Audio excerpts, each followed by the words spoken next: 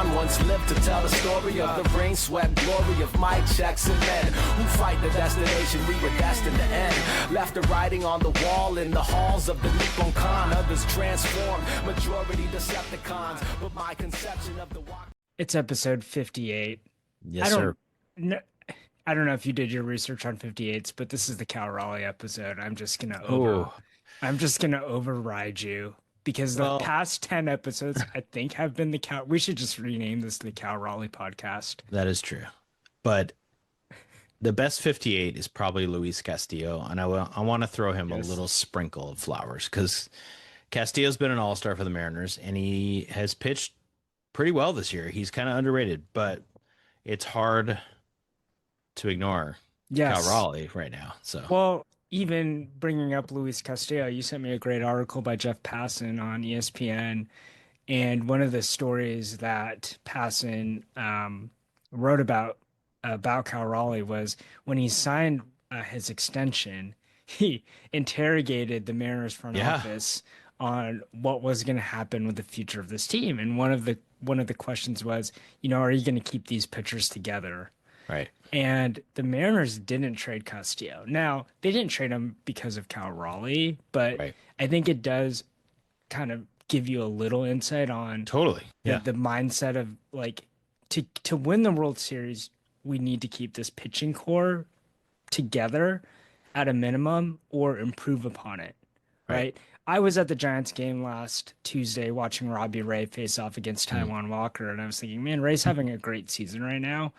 But honestly, like maybe he'd be the fifth starter on this team, right? Like, he would because Bryce Miller got hurt. Yeah. Yeah, but I'm okay with not having him. Like, Dipoto has 4 solid starters, maybe a fifth, depending on who's healthy. But that's a long way of me saying, like, if I can buy into Cal Raleigh and the Mariners organization's development of him, I'm not going to be too negative about the front office, right? Yeah, I think I've been on record saying, like, I think people are too negative about the Mariners front office. Yeah. I mean, Twitter is the worst place to go. Everyone's just slamming.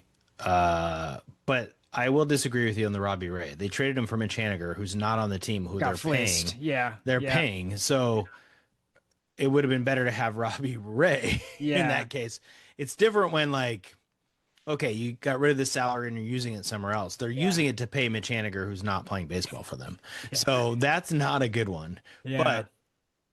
But let me segue into this really quick, and then we'll come back to Cal, because you opened it with the front office. You can't both criticize. I guess you can.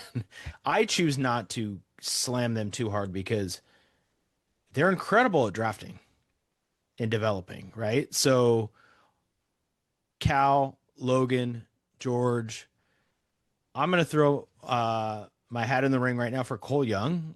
Like, that dude was good this weekend and has now hit 2 home runs in the last 6 games before break. I think Cole Young's the second baseman the rest of the year. I don't think they try to upgrade that spot. They're drafting guys, and they just drafted number 3 overall, Kade Anderson, who a lot of people had number 1 overall.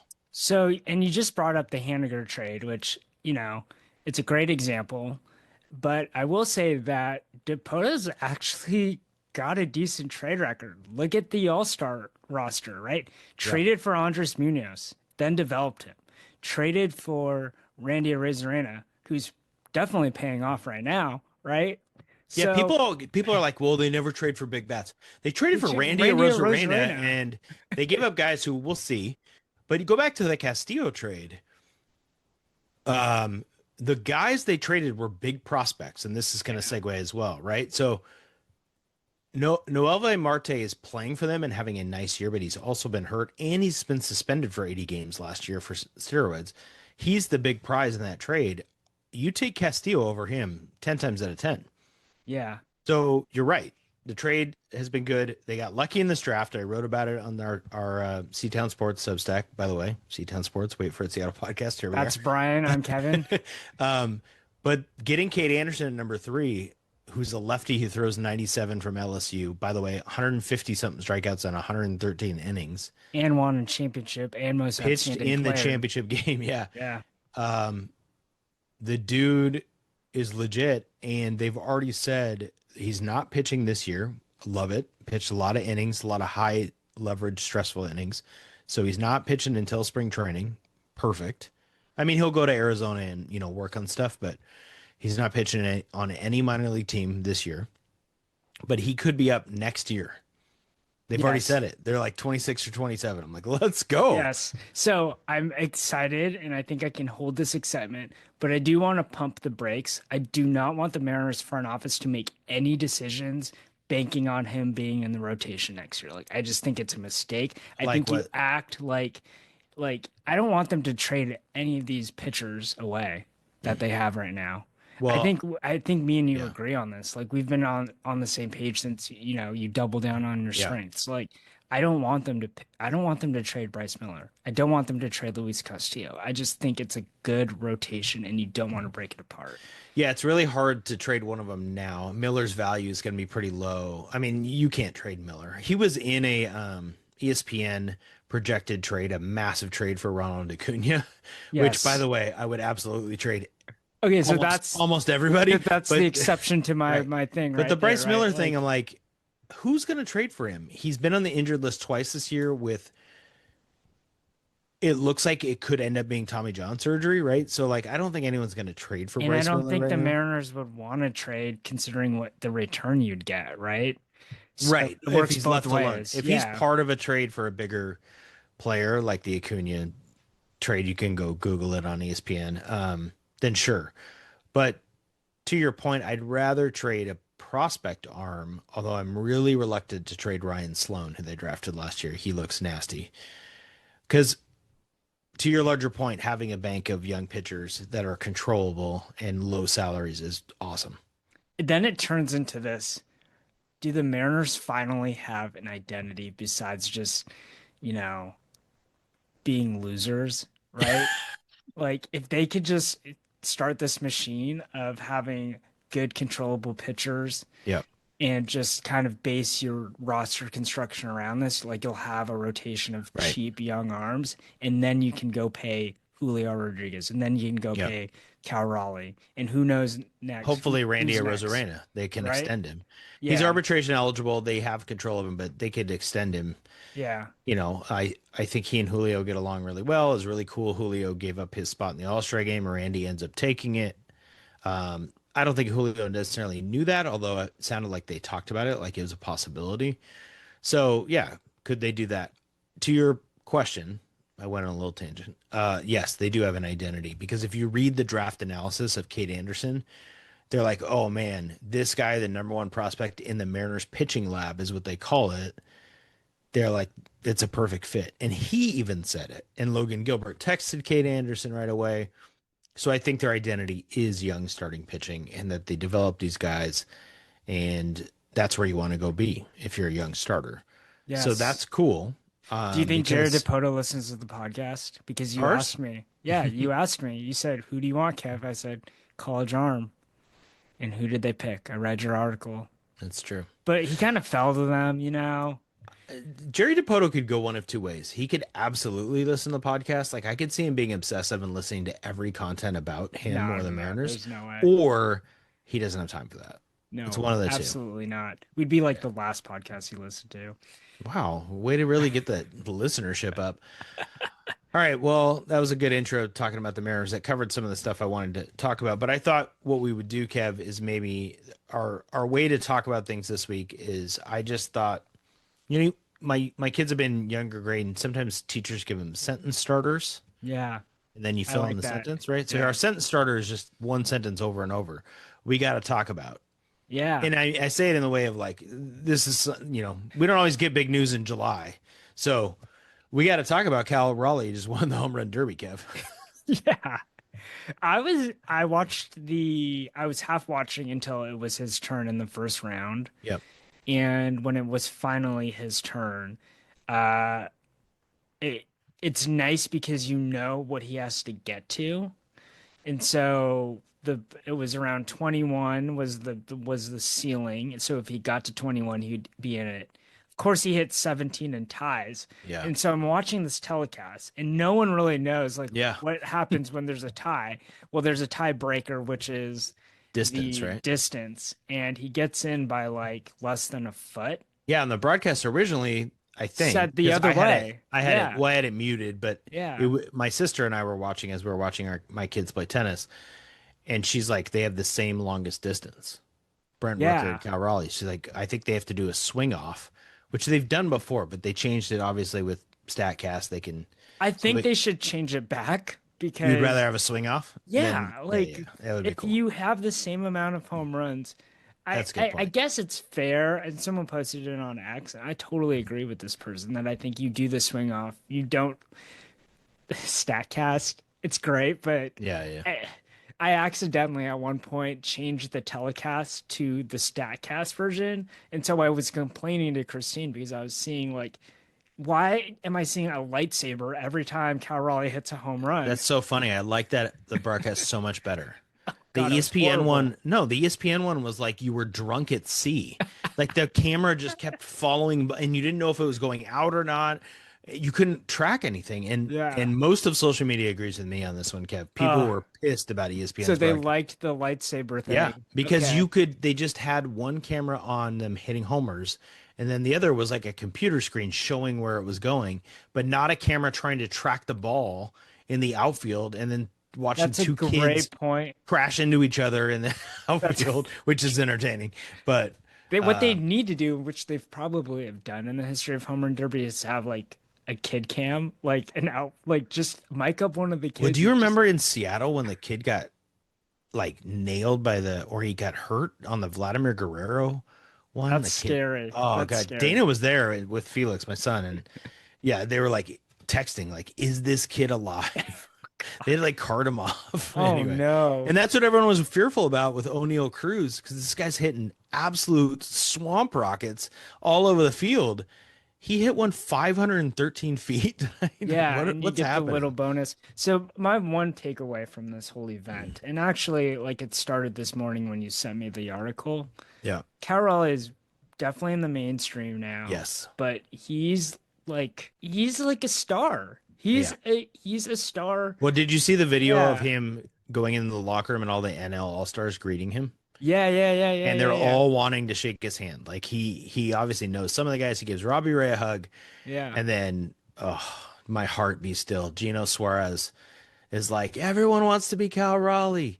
I love Cal Raleigh. And he's hugging him. And it's like, Gino, come home. Come home. I told Dana and my sister tonight, I said, listen, if they traded for Gino right now at the All-Star break, I'm spending all the money I have to go to the first game back. Oh, I'd buy the jersey.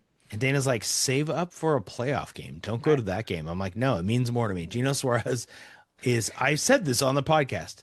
He's at least in my top 20, which doesn't sound like a big deal. But when you think about watching baseball since I was 1 year old, 1980, that's a lot of Mariners, a lot of bad Mariners over the years. Yeah. But Gino's up there. He's I love Christine's him. favorite player. He's the best. Good vibes only. Like, they need to go bring him home. So speaking of Cal as a star, and I don't know what that means. Like, it'd be interesting to do this exercise with you and just throw 10 random Seattle guys and have you rate like 10 is a superstar. Well, he's on the Mount Rushmore, right? Softy did that tweet, like, who's on the Seattle Mount Rushmore right now, and Cal is the one. Oh, yeah, Julio's probably on there too. Yeah, Cal's the most famous Seattle athlete right now. Yeah, above Julio, or most beloved, or whatever you want to say, right? Yeah. So, Cal Raleigh at the break, 38 home runs. He's up there, all numbers wise, in the AL. Not leading every category because his main competitor for MVP is Aaron Judge. Yep. Now, what are your thoughts here on Cal Raleigh? You got to use the sentence starter. We got to talk about Cal Raleigh in the MVP race. Yeah, we do, Kev. I love the scaffolding there. Yeah, thank you. The teachers will like this. Okay. Okay, so Cal Raleigh, you alluded to this. 38 home runs. The only person ever with more is Barry Bonds in 2001. When I was in college, I was watching many Giants games being in the Bay Area with 39 in the first half. A very bulked Barry Bonds at the time. Here are the list of players with 38 homers and 10 stolen bases in a team's first 96 games. All time. Babe Ruth, Reggie Jackson, Ken Griffey Jr., and Cal Raleigh. I'm like, what?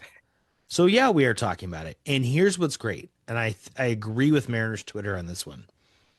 Yankee fans are getting nervous. The amount of hate coming to Cal on social media now, and the how can we even talk about this? Aaron Judge is hitting 360, which, by the way, kind of agree with. He's hitting 360. But Cal as a catcher, now that's the narrative on MLB shows. It's like it's so much harder to be a catcher. Guess what? He DHs less than Aaron Judge does, so he's playing a more premium position. We got to talk about it. It's real now. It's not 7 weeks ago, Kev, or 6 weeks ago when you and I were on here saying, should we talk about it? No, it's Aaron Judge. Now it's a real conversation. Yeah. And it's interesting to see. This is my prediction. I've seen it happen all the time. Yep. The Seattle Mariners organization is going to start a campaign in August, probably late August, mid-August, where they're going to start to push the narrative that he is the MVP. And I think the argument is this. I think one, it's what you said. He's a catcher.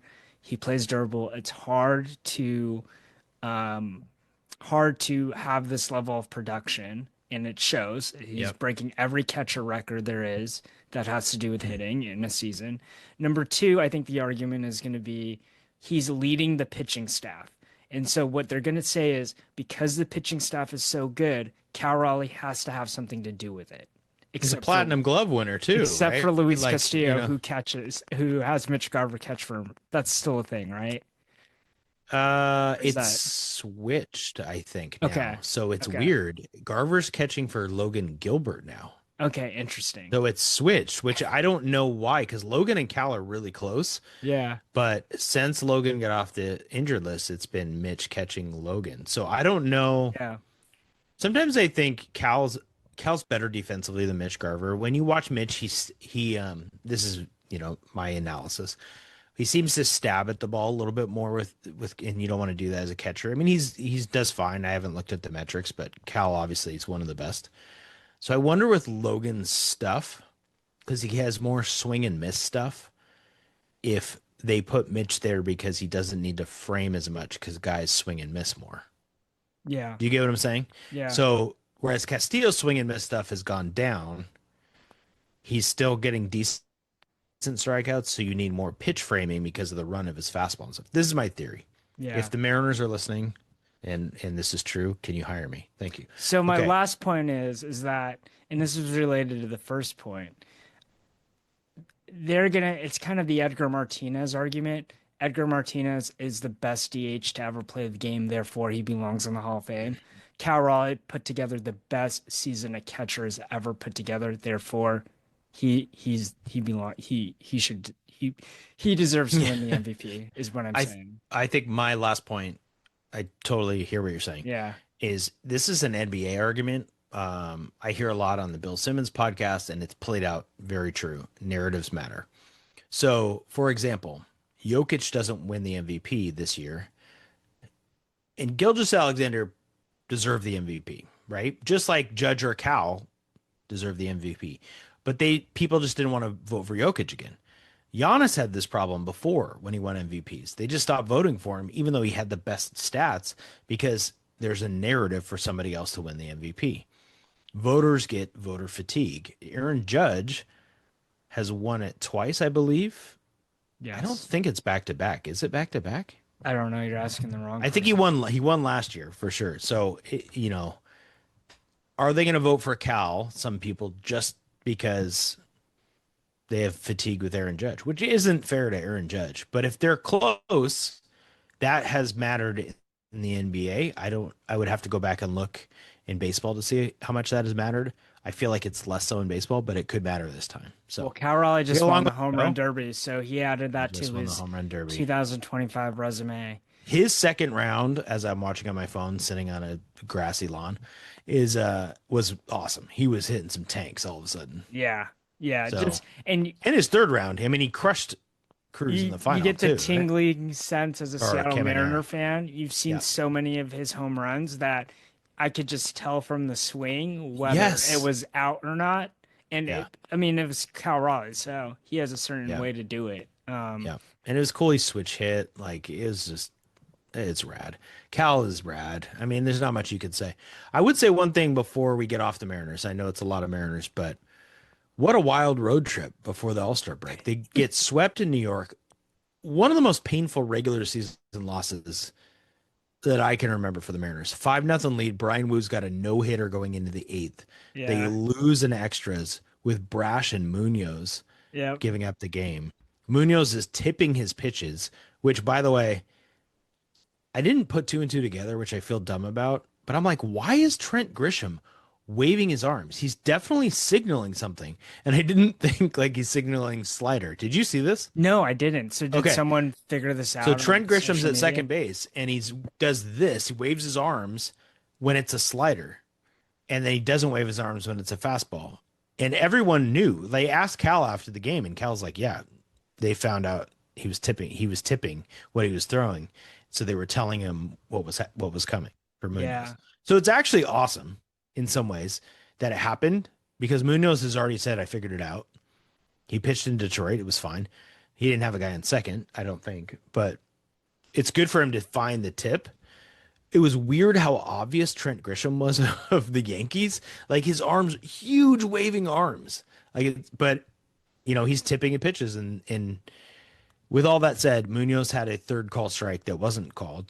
The umpire blew it. I cannot wait for the challenge system to start. I think it's the dumbest thing ever that they can't challenge it. The Mariners would have won that game, but they come back. Kev, they crushed the Tigers.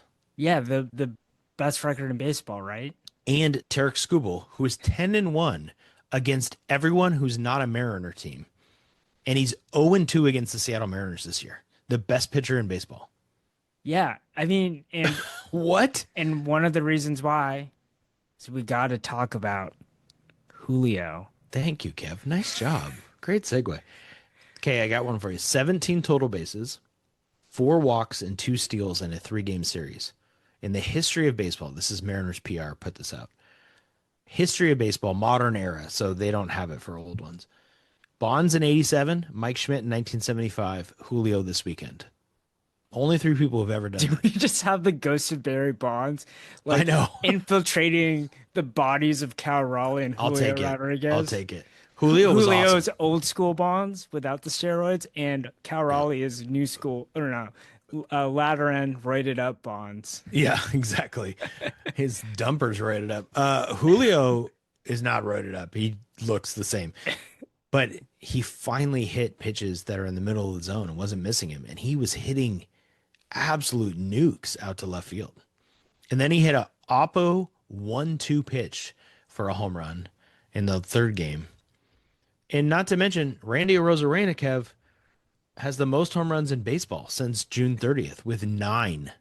So this is the offense is heating up version of the Seattle Mariners. We always know this always seems to happen. Yeah, but here's the difference. I gotta jump in. Okay. I gotta jump in. Yeah, Sorry. yeah. I'm getting pumped up. I get excited about the Mariners. Here's the difference. They showed it during the broadcast. The Mariners have a top 6 WRC plus on this season for their offense. Yes. Their offense frustrates us because we have been historically traumatized by them. And they need to add. Like, Ben Williamson's awesome on defense. I would keep him on the roster and bring him in the 8th inning or something. I don't know. Or if they get Suarez, fine. They do need to upgrade. I love Luke Raley. He shouldn't be the left field platoon or the first base platoon bat. Go get Josh Naylor or whoever. Upgrade the team. Go get a relief pitcher. They need to upgrade to go. They could go win the World Series. Read Patrick Leary on Seatown Sports. Yes. .com. He talks about this is what they need to do. Here's how they upgrade. Patrick's been awesome on Patrick can get real negative on Twitter, and he knows this versus like his real life persona.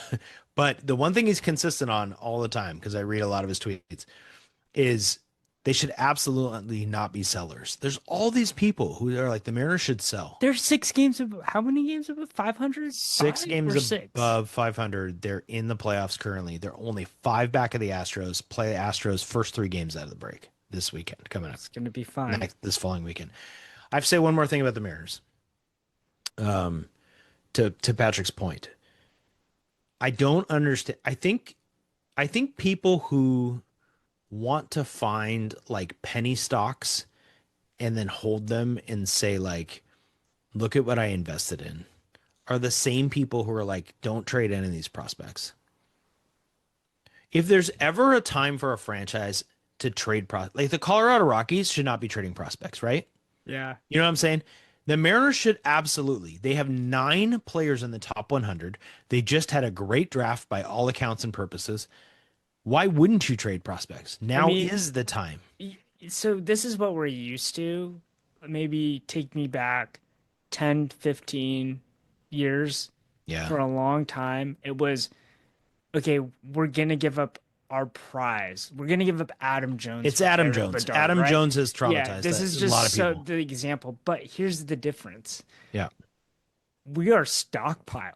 Right. Right. We have a catcher that literally can't play because our catcher in the big leagues is too good. Right. And we have one of the top catchers. And then we just drafted another catcher 35th overall. Yeah. So my point is that we don't have to sell the entire farm. Yeah. We can sell 2 to 3 guys and get a superstar, I think. Right. You package three totally really good. I don't know who's available, right? Well, what kind of superstars? Yeah. A third of the farm. You trade a third of the top 100 set of 9 people and you get a superstar. Like, yeah, go back to the Castillo trade.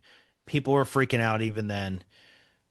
I mean, there are trades where like the Padres getting Juan Soto and they gave up Mackenzie Gore and CJ Abrams and James Wood. And those guys are really good in the Nationals. But guess what? The Nationals still suck. Yeah. So like, should the Padres not have done it? Absolutely they should. They got Juan Soto. Even though it didn't work out, that's the right thing to do. Yeah. The Mariners getting Randy Arozarena was good for this franchise. Nobody who's a Mariners fan is mad that Randy Arozarena is on the Mariners. They don't care about who those prospects were. The people who love prospects aren't going home and saying, God, that Pete Smith guy we traded. They don't care. They only care if they blow up and become Adam Jones, right? Yeah. But if Eric Bedard had won a World Series for us, we all would have said, awesome. Yes. Right? Yes. So you have to have a framework. And I got to do it. Yeah, this is why Dipoto. We're turning into We Love Dipoto right now, but this is why I love it because he set this up so he can trade. And now he's got to do it though. He's got to pull the trigger. So we got to talk about this in another episode, and what we'll do, I think, is talk about. I'm going to make you do some research, Kev, which is not your forte on the podcast. I want us to come up with like who would we not trade. Yeah. Like just based on what you've read or seen, like I'll give you a preview. Las Montes, this dude who is Yordan Alvarez Jr. for the Mariners, who hits 475-foot home runs. He's the guy. Like unless you're getting Acuna back, I don't want him traded. Yeah. But like I'd trade Kade Anderson, our number 1 prospect, because what's the difference between him and Cole Young? Yeah. Well, I want to go back because Substack prompted me to share your top prospects post from last year. And you kind of did it in a way where you said, who would we trade this person for? Yeah.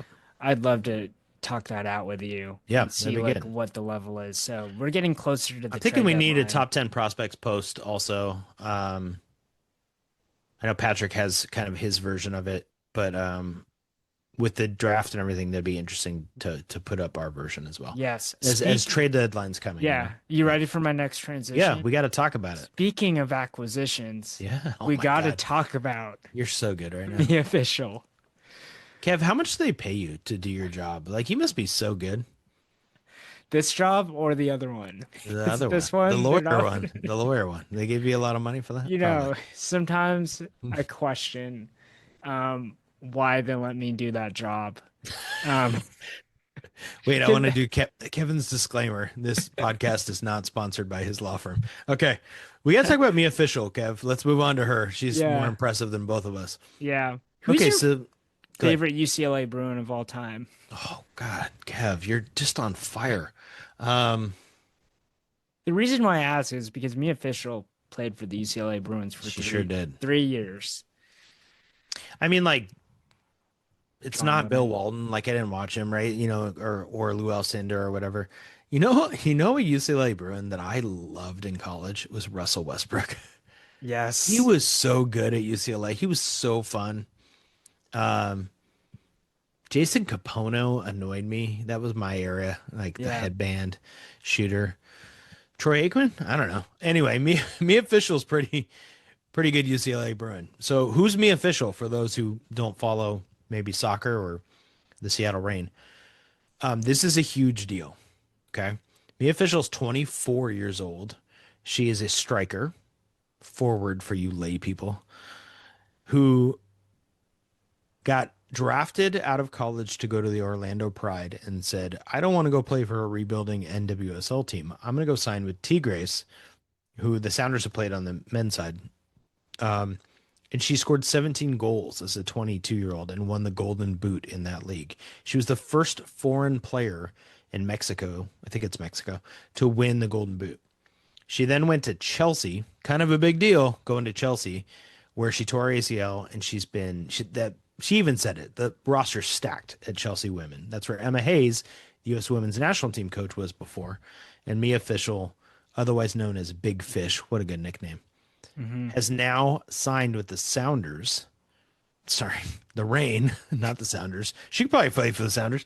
The Reign through 2029.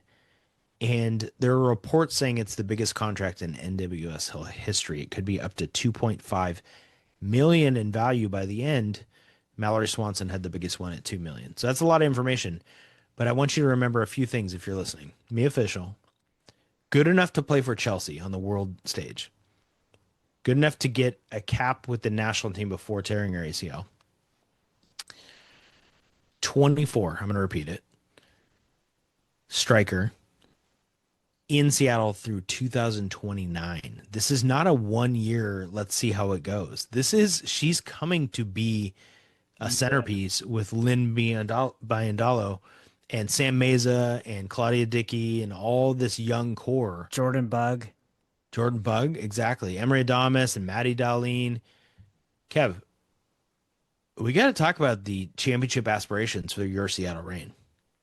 I agree. I just want to, I'm looking at her stats, and I covered soccer for a little bit, and her goal scoring at UCLA, 32 goals in 59 appearances. That's over 50%, so about 54%. At Tigres, 38 goals in 48 appearances. Yeah. That's an 80% rate. So that means 80% of the games she's getting in 80% of her games she got a goal. At Chelsea, she only had 14 appearances. She still knocked in 2 goals. Yeah. In good She's European not competition. even playing whole games in those appearances, right? Because she's coming off the ACL. I'm looking at her international stats. U17 in 22 appearances, 6 goals. Got a lot better as U20. 6 appearances, 13 goals.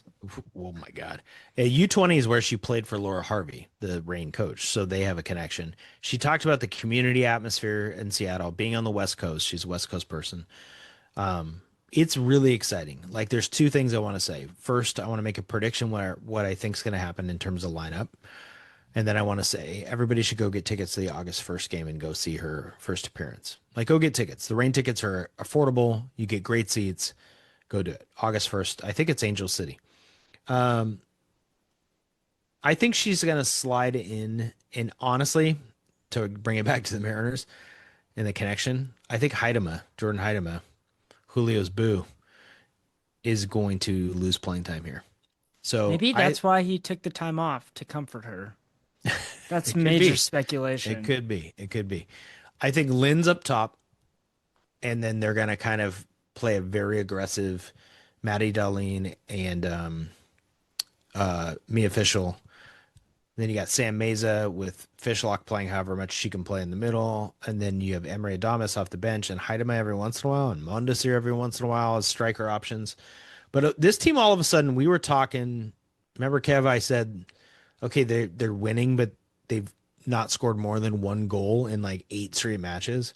Yeah. Well, they scored 4 goals in their last match right before the break before getting Mia Fischel. And the young players are getting confidence. And I really legitimately think now you have to start talking about, can they win the championship? Yeah, they're fishing for a championship.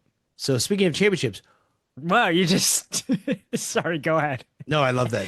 That was a great one. It was a really good one. It was good, Kev. You're on fire, but I was ready for my segue. Sorry. We got to talk about whether the Storm have championship aspirations or not. Yes. I guess they have aspirations. Should we have championship aspirations? Absolutely. You still think so? Yes, why not? They're so inconsistent. They're so inconsistent. And I just don't know if championship teams are this inconsistent. I'd say the same thing about the Aces, but the difference is the Aces have Asia Wilson and Chelsea Gray. And well, let me ask you, because you've coached teams, you've been the head coach, you've been the associate head coach, you've been the assistant coach, and I've been in it. And you're in a season. I've been on teams where they were inconsistent, and then they just never got consistent. Yep. Right. And then you look back at the season and it becomes obvious. These were the issues. Right. We were talking about the same things in December. Same issues were happening in March, February. Yep. Because you didn't qualify, right, for state. Then there's those teams where I've been on where inconsistent all the way up, and then some turning point happens, and then you just start winning, right? You start winning more than you're used to. And so my question for you can the Storm break out of it basically and just kind of string together victories, and even when they lose, look like they should have won games, right? Concurrent with the eye test, or are we somewhere else? Is this going to be the story? And it sounds like it's probably the latter. It's a really good question, Kev. If I had to pick one, I'm going to bank on we're going to get frustrated at the end of the year at their inconsistency. Yes. So they'll make the playoffs, right? We'll get frustrated that they can't seem to find a sixth or seventh person. Like, will a starter get hurt because they're playing so much? I mean, they play their starters more than anybody in the league. I've talked about this before. Coach Quinn rides her vets, rides her starters. There's WNBA media is talking about it. People are on my Malonga island with me. He looked good. Oh God! But you know what? She looked bad against Washington. Okay. I went on Sunday. Okay. And with our loyal listener Justin Fenton, we forgot to send you a picture. Sorry, Kev. But she looked bad. Like, so she's inconsistent. She's 19. That makes sense. Maybe it matches the team, but they don't write it out. They're just like, well, tonight's not your night. So you play 3 minutes, right? And then they're just writing Nneka Ogwumike, who's been playing for years, 36 minutes, or whatever it is, and Skylar, and I don't know. Part of it is like, I coached motion offense for a long time, and motion offense can be really inconsistent when you don't have like a go-to scorer. Their go-to scorer is probably Skylar when they need it, but she's skilled but undersized against physical teams who really defend. Like Washington on Sunday, Kev, they were so physical defending the Storm, and it really threw the Storm off. I mean, is the answer to that just to be better in transition so you don't have to pound and deal with that? I think they would like to be, but how can you do that when your starters are playing that many minutes? I don't know that that'll work. Maybe out of the break, the All-Star break, they'll be fine. But this is a team that goes and beats New York twice this year, granted without John Quilter-Jones, one of the best players in the league. But they beat the Aces twice with Asia Wilson playing. And then they lose to Connecticut and Washington in 2 out of the 3 games most recently. So I think they just are inconsistent, and I would put their championship aspirations lower than the Mariners, and I'd put them lower than the Reign. Yeah. So that's what I would say right now. But maybe I'm the negative one on the Storm, but it's really hard when you watch them go out and it's even within a game. They had an awesome third quarter on Sunday, and then they were awful in the fourth. And they just can't get anything going like in a row. What do you do when you need a bucket? They run a high pick and roll for Skylar. If they are physical with her, if they blitz her, meaning 2 people on the ball, it becomes really difficult because they still don't have the spacing with shooters. And it's what I've been saying all year. It's the reason I think you got to force Malunga minutes is your ceiling is here instead of all the way up here. And I know that saying here and using my hand is bad for audio, but you get it. So Malunga doesn't seem to be, pouting or No. doing outrageous things like throwing a ball at a fan. Oh man. We gotta talk about Nouhou. Nouhou. My guy Nouhou is a problem for the Sounders. Yes. We're not alone in this, right? This one is egregious. Like the fan flicks him off. Okay. I've been around / I don't know. I've seen lots of people flick off players, right? Yeah. I'm not advocating it or saying it's a good thing to do. There are people, you probably shouldn't do that. Go tell that to Philadelphia or Boston fans, right? Like, Yeah. knew who threw the ball at this fan. Yeah. And he got red carded. He was red carded in Vancouver. We talked about it in this podcast before the Club World Cup. His temper is going somewhere right now, and he's going to be suspended for this. And the Sounders are playing well, and they have a Nouhou problem that they need to figure out. And that's all I want to say. Yeah. Reading the story, it was on the Sun, which is the equivalent of what is it? The National Enquirer. Oh, nice. Yeah. Footballer given straight red card for throwing ball at fan before sticking finger up at referee. Well, yeah, because then it looked like on the broadcast he gave the middle finger to the ref, which is amazing. Yeah. But later it was determined that he was telling the ref this is what the fan did. And this is why you come to Seatown Sports, the Wait for It Seattle podcast, for the real story. The real story. You can't go to the Enquirer /Sun. You gotta come to us. This reminded me of Isaiah Thomas, Huskies legend, was shooting a free throw. And I think he was on the 70s. No. He was playing the 76ers. I don't know. Probably on the Celtics. Yeah. The middle finger gave him the middle. The fan gave him the middle finger and said "F you, B word" after he made his second free throw. Isaiah Thomas goes into the stands and calmly tells the fan to not disrespect him. The fan said, "Sorry, I really wanted a Frosty." And they're interviewing Thomas after the game when he's telling the story. Thomas is like pissed, right? Yeah. And like it just that is so funny because they do all these free throw things in the NBA where you get like a free Frosty or a lot of arenas now it's a free Chick-fil-A sandwich. I think I've talked about this before, but Boban is such a legend. Yeah. The 7'5" guy. He missed a second free throw on purpose in an opposing arena to give them free Chick-fil-A. I love it. He's such a legend. He's in John Wick. Like Boban's the best. Yeah. Anyway, we got to talk about Boban more. Maybe not tonight. Now I want a Frosty after recounting that story because it's very funny. Yeah. So, wow, we covered seven things. Yeah. Within time. But we got to talk about our top 5, right? Yeah, let's do it. Top 5. Okay, I got one for you. Okay, tell me what it is because I'm worried that we have the same one. Is it home run derby related? Yes. Oh God, we have the same. What's yours? What's yours though? I was gonna ask you, give me all the Mariners or former Mariners that have won a home run derby. I was gonna ask you who are the participants that wore a Mariners uniform in the home run derby. So this is gonna be a bad top 5. Kind of. Well, you know them and I know them. No. Well, okay.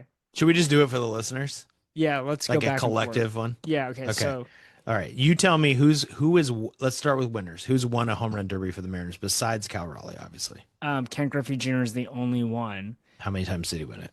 3 times. 94, 98, and 99. Yes. But can I tell you a fun fact about I think it's 94?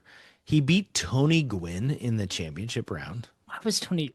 Man, Ichiro should have been in the home run derby. That's my only. I was going to talk to you about this. Ichiro was not, and they always wanted him to be, and he totally should have been. And maybe that's why Tony Gwynn ended up in it to prove people he could do more than hit singles. So Tony Gwynn would always hit a single through the third baseman shortstop, that 6 hole. That's like his spot that he would always just slap because he's such a good opposite field hitter. So maybe he's trying to prove something. Thank God Griffey didn't lose to him. Yeah. So my question for you was, it's a slightly different. It was like, who's won for the Mariners and who, like, former Mariners or ex-Mariners or people to become Mariners, who won? Wait. So people who became Mariners later or were former Mariners? Both. Okay. All right. This is good. This is different than mine. Yeah. So Teoscar Hernandez won it last year. Yes. Former Mariner. Sad. Um, ooh, is there somebody else who won who is a former Mariner or future Mariner? Interesting. Yes, I don't know if I know this. There's one more. Okay, I'll give you the year. Okay. 2011. Is it Robinson Cano? Did he win one? Yeah. 2011. With the Yankees, right? Cano. Okay. Right before he came to the Mariners. Yep. That's interesting. Okay. So 1997. This one's good. 97. So this is 97. He shares the last name of a Mariners Hall of Famer. Whoa. Martinez? Is it a Martinez? Yes, it's a Martinez. Wait, what Martinez would have won? Not Tino. Tino Martinez won the 1997 home run derby. He did not. Are you sure? He's like the Brent Barry of home run derbies. He did. Wow. That's incredible. Is there another one? Because there is another one. I looked at the list, so I'm cheating now. 1989. Yeah, I cheated. I just saw it. I wouldn't have got this one. I would not have got this one. It was a tie. I would not have gotten this one. It's Ruben Sierra. That's incredible. Ruben Sierra being a Mariner is also incredible. Kev, if you go back and look at home run derby formats in the past, they're real bad. They had like American League versus National League, and then they would name an individual winner. So Griffey won, not in the format we're seeing here. Like he won and they would do like 10 outs, which I kind of liked, but then the winner would have like 8 home runs total. This was solid. I kind of wish it wasn't timed. Because the way the camera goes, because they go so fast. I mean, God, it would be a long broadcast if they didn't do it. But I kind of wish you could just savor the home run and then throw the next pitch, versus like you're immediately swinging. Also, I got to tell you about this before I give you my top 5 related, because I think you'll get it, but it'll be good. When I was growing up, I don't know if I've said this before. I used to watch like Saved by the Bell and like shows like that on TBS when I'd be home, like, if I didn't have like basketball camp or something. This is like when I'm like 13, 14, 15, whatever. They would show old home run derbies, black and white home run derbies. They had a television show. This is like in the 50s. And it would be like Mantle and Mays having like a home run derby contest. Why does Wikipedia only have 1985? Like, why? That's when they started it. This other home run derby, let me see if I can find it. God, could you imagine? It was like a TV show. In 1985. Here it is. 1960s TV show. It was literally called Home Run Derby. It was always at Wrigley Field. Wait, it says Wrigley Field in Los Angeles. What the hell is that? So I used to watch this. Hank Aaron, Ernie Banks, Gil Hodges, Harmon Killebrew, Mickey Mantle, Willie Mays. They would be on there and they would compete against each other one-on-one in these things. It was awesome. And the prize winner would get a $2,000 check and am invited next week to have a new opponent. Is this not cool? No, I think it's cool. So imagine if like now it's kind of like American Gladiators. I don't know if you ever watched that. They used to have like real athletes on, or if they did it now, imagine like, okay, Cal won this. And then like in the off season, you just had a baseball show where Cal was hitting, let's say they went to like Pittsburgh and they hit there and it was Cal and Aaron Judge was against him. And if Aaron Judge won, he got to go next week against Shohei. I don't know. Maybe nobody would watch it. Maybe it wouldn't be great. I'd watch it. And in 1960, like there weren't a lot of television shows. And I used to watch. It's got to be on YouTube. Kev, I used to sit there and watch on my couch the whole thing, which probably tells you a lot about me as a fan and why my wife's like, so great. You have to watch every inning. Yes, absolutely. Okay. That actually, I have 2 possibilities for you. I'm going to let you pick your top 5. Yes. Since you already did some research, you could just pick 5 people who competed for the Mariners, I think that would be too easy because you could get 3 of them, well, right now. How about this? Since I didn't get to it in the show, but I put it in the show notes, I think you'll like this one. Speaking of Cal and the MVP, in 2014, I'm going to tell you who won the MVP, okay? American League. Mike Trout. Mike Trout won the MVP. Okay? He was going away. Blew everybody out of the water. He had 111 RBIs. He hit 287. He was incredible. In that year, let me see if I have this right. You got to give me teams. Oh, hold on. In the top 20. So they go all the way through 20 for voting for MVP, right? There are 6 Mariners or future Mariners in that voting. It's insane. Okay? So it's 2014. So let's just break it down so you don't get overwhelmed, because it would be easy to get overwhelmed by this that I'm presenting to you. Okay? This is 2014. Think of Seattle in 2014. There are 3 players in the top 20 who were Mariners that year. And this is not a good year of Mariners baseball. And you said future Mariners, though. This is current. So there are others that are future, right? Yeah. And I know Robinson Cano is a future one, so put him on that. No, he was a current Mariner. Oh. In 2014. When and he got come over? 5th in the MVP. Can you believe that? He's so underrated in Mariners history because they were never good. Yeah. He hit 314. He had only 14 home runs and 82 RBIs. It's kind of weird that he got 5th, but I think it was on reputation a little bit. Yes, you got one. Yeah, Nelson Cruz probably had like 30 home runs. So Nelson Cruz is a future Mariner. He's on there. Baltimore Orioles. He was 7th in MVP voting that year. Come on, you got to get current. 2014. There's a Mariner you should absolutely know who's in it. You're just not thinking correctly. You're going too strong in one direction. That's my only hint I'll give you. Ichiro. Nope. He's not in there. That's one strike. On the Yankees at that point? God. Who was on the Mariners in 2014? He had a great year. Is it Haniger? Nope. Felix Hernandez. Oh, wow. Don't think he won the Cy. This is not his Cy Young year, right? No. Yeah. So this is what's interesting. He loses to Corey Kluber. By the way, Corey Kluber also had an amazing year. He had a 2.44 ERA. He had more strikeouts. He had a better record, 18-9. But this is the year Felix gets robbed because he actually finished above him in MVP, but below him in Cy Young. Okay. You didn't get it, but there's a guy who got 1 MVP vote. Not for first place, by the way. Trout was unanimous first place. But they go all the way down to whatever, 20, and this guy got 1 vote. So he's on the list. 2014. What position? Third base. Beltre. No. Beltre's on the list, but he's on the list as a Texas Ranger. That's one of the 6. It's Kyle Seager. Kyle Seager got 1 vote. He had 25 bombs and 96 RBIs that year. It's pretty good.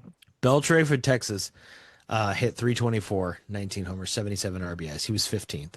Okay, so we have Seager, Beltre, Cruz, Felix, Cano. There's one more Mariner, future Mariner adjacent player on this list that will probably drive everybody nuts. And we talked about him already today, and his name is Adam Jones. Number 14. So here's my point. Random year, 2014 AL MVP. In the top 20 were Seager, Felix, Cruz, Cano, Beltre, Adam Jones. There's a world where they're all on the team together. Oh, man. That's. I mean, it's great. Not really, but you know what I mean. Yeah, no. Yeah. There's some Marvel alternate universe. Yes, there you go. Thank you. Yeah. Where they won the World Series with that roster. Right. And then you go to other years, and AL MVP is so interesting because the next year it goes all the way to 24 in 2015. And you've got like Kendrys Morales got 7 votes. He was a Mariner. Edwin Encarnacion finished 12th. He was a Mariner. Beltre was 7th. Cruz was 6th while he was playing for the Mariners the next year. Like, there's just all these dudes that like get votes as Mariners. A-Rod got a vote that year, actually. Sorry. He was a Mariner. It just goes on and on and on. David Ortiz. Did you know he was in the Mariners farm system? Anyway, we can keep going. So you could go any year and just be depressed if you want, but that's not what we're going to finish on. We're going to finish on a quick prediction. Okay? Yes. Does that work for you? I love how you end this. Go ahead. So Mariners are 5 out, playing the Astros next weekend at T-Mobile to start the break. It's a Friday, Saturday, Sunday, so we'll be on Monday. They'll have a game Monday, but we'll probably record during the middle of it. So let's just take the Astros series. Both teams can line up their pitchers. That means Hunter Brown's pitching for the Astros against us, who's phenomenal. What's the series result for the Mariners? Are we recording next Monday saying let's go? 2 of 3. 2 of 3. Okay. They're taking 2 of 3. It's hot. I heard it's hot in Seattle right now. Bats are hot. Cal Raleigh's hot. 2 of 3. Astros are so good against us. No, but the Mariners have owned them the past couple years. If you look at the win-loss. They did last year. Yeah. I don't think they are this year. This year might not be. Because remember the Mariners had like a 5-game lead and they went to the Astros and played 4 there and won 1 out of 3. And I was like, it's fine. They still have a 4-game lead. And then now the Astros have a 5-game lead. So it hasn't gone well since then. But let's see. I'm going to be more pessimistic, which is not me usually. I think the Mariners are going to win 1 out of 3, but it's going to be enough. They won't get swept, which is huge. They'll win 1 of the 3 games and they'll be 6 back. And it'll probably tell us like they're not going to win the West, but they'll be in the wild card hunt. And it'll be next weekend. It'll be July 20th. We'll be 11 days away from the trade deadline, and it'll start to intensify that they need to make a move. That's my prediction. Yeah. Well, don't you forget the Mariners in 2024 had a. No, I don't want to talk about it. Okay, we won't. We're going to end on a positive. Also, next week, I think you and I are going to talk about the Seahawks. So if you're missing football, training camp will be starting right after our podcast next week. So you can look forward to that. We will have some cool. I'm going to put up a post the next couple days during the All-Star break of the 10 best performances first half in Mariners history. And I can guarantee you Kevin will be upset. In fact, it's written in the draft right now that Kevin's going to be upset about it. I'm looking forward to it, and I'm also looking forward to actually writing something myself. I won't tell you what it is, so you go and read it. Okay. All right. See you next week.